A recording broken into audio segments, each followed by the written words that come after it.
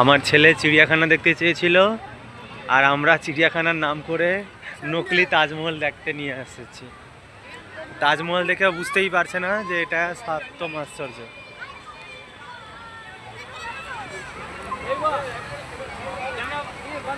ওর মাও অবাক হচ্ছে না আর ছেলেও অবাক হচ্ছে না এটা দেখে। আমি তো আগে গেছিলাম আগ্রার তাজমহলে, তাই আমি এটা দেখে ভালোই লাগছে আমার।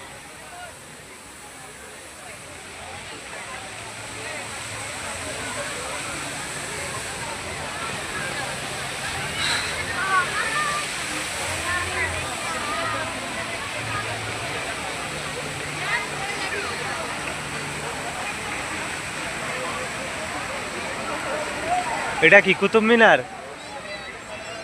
কুতুব মিনার তো আরো উঁচু, এটা এত ছোট কেন? আমি গেছি কুতুব মিনারে।